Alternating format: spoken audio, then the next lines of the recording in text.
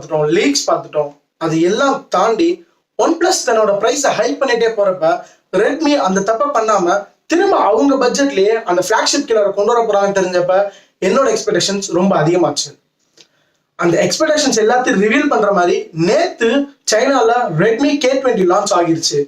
அந்த Redmi K20யோட ஒரு ஓவர்வியூவும் என்னோட கருத்து என்னங்கிறதையும் இன்னைக்கு உங்களோட பாருங்க. அதுக்கு முன்னாடி நீங்க இந்த சேனலுக்கு புதுசா இருந்தீங்கன்னா கீழே இருக்க சப்ஸ்கிரைப் பட்டனை பிரஸ் பண்ணிக்கோங்க, கூடவே அந்த பெல்லையும் கிளிக் பண்ணிக்கோங்க. இந்த வீடியோ பிடிச்சிருந்துச்சுன்னா ஒரு தம்ஸ் அப் கொடுங்க. வாங்க வீடியோக்குள்ள போகலாம். ஃபர்ஸ்ட் இதை ஃபிளாக்ஷிப் கில்லர்னு சொல்லலாமா? கண்டிப்பா சொல்லலாம். ஏன்னு கேட்டீங்கன்னா இன்னைக்கு மார்க்கெட்டோட ரீசன்ட் சிப் Snapdragon 855 தான் இந்த போன் லான்ச் பண்ணியிருக்காங்க. அது மட்டும் இல்லாம ஒரு லிக்விட் கூலிங் சிஸ்டம் உள்ளார இன்பில்ட் பண்ணிருக்கிறதுனால உங்களுக்கு இதோட பெஞ்ச்மார்க் ஸ்கோர் கிட்டத்தட்ட 3,60,000 பேருக்கு. MI9 விட கிட்டத்தட்ட ஒரு 10,000 தான் பெஞ்ச்மார்க்ஸ் கம்மி. கேமிங் செம ஸ்மூத்தா இருக்கும். அதுவும் இல்லாம இதோட பெர்ஃபார்மன்ஸ் கண்டிப்பா செம மாசா இருக்கணும். ஏன்னா இதோட ஸ்பெசிபிகேஷன்ஸ் அப்படி. அடுத்து நம்ம கேமராக்குள்ள போலாம். ஃப்ரண்ட்ல ஒரு 20 மெகாபிக்சல் LED க்ளோ ஆகிற மாதிரி ஒரு பாப்அப் கேமரா வச்சிருக்காங்க. இந்த பாப்அப் கேமராவை கிட்டத்தட்ட 3 lakhs டைம்ஸ் வரைக்கும் யூஸ் பண்ணலாம் அப்படின்னு ரெட்மில சொல்லியிருக்காங்க. அது மட்டும் இல்லாம பேக்ல ஒரு ட்ரிபிள் கேமரா செட்டப், ஒரு 43-13-8 அப்படிங்கிற ஒரு ட்ரிபிள் கேமரா செட்டப் கொடுத்துருக்காங்க. ஸோ பேக்லயும் கண்டிப்பா கேமரா நல்லா இருக்கும். ஃப்ரண்ட்ல ஒரு 20 மெகாபிக்சல். இதை தாண்டி டிஸ்பிளேன்னு போனோம்னா 6.4 AMOLED டிஸ்பிளே கொடுத்துருக்காங்க.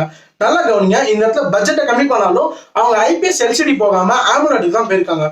ஸோ போனோட டிஸ்பிளேல 7th generation on screen fingerprint சென்சாரும் இருக்கு. So 7th generation fingerprint இருக்கிறதுனால பிசிக்கல் ஃபிங்கர் பிரிண்ட் மாதிரி இதுவும் நல்லா ஃபாஸ்டா இருக்கும்னு எதிர்பார்க்குறாங்க.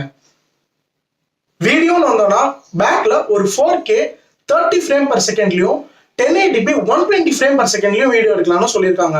அது இல்லாம இது நிறைய நல்ல கலர் வேரியன்ட்ஸ்ல வருது. ஒரு நல்ல லுக் பேக்ல இருக்கு. பேட்டரின்னு பார்த்தோம்னா ஒரு 4000 mAh பேட்டரி கொடுத்துருக்காங்க. அதை சப்போர்ட் பண்ற மாதிரி ஒரு குவிக் சார்ஜிங்கும் கொடுத்துருக்காங்க. இவங்க என்ன சொல்றாங்கன்னா 50% 36 minutesல ஏறிடும் அப்படிங்கிறதையும் சொல்றாங்க. பார்ப்போம் பாக்ஸ்ல ஃபாஸ்ட் சார்ஜர் இன்க்ளூட் பண்றாங்களான்னு. இது எல்லாத்தையும் தாண்டி பிரைஸ்க்கு வருவோம். சைனால இது 26,000 ரூபாய்க்கு லான்ச் பண்ணியிருக்காங்க. அதே ஸ்பெசிபிகேஷனோட அதை மாத்தாம அப்படியே இந்தியாவுக்கு 26,000 கொண்டு வந்தாங்கன்னா கண்டிப்பா இது ஒரு ஃபிளாக்ஷிப் கில்லர். OnePlus 7 Proக்கு செம்ம காம்படிஷனா இருக்கும். கண்டிப்பா செம்ம டஃப் கொடுக்கும். ஆல்ரெடி நம்ம பார்த்துட்டோம், போக்கோ F1 செம்மையா மார்க்கெட்ல போச்சு. அதே மாதிரி இந்த Redmi K20யும் மார்க்கெட்ல நல்லா போகும்னு எதிர்பார்க்கிறோம்.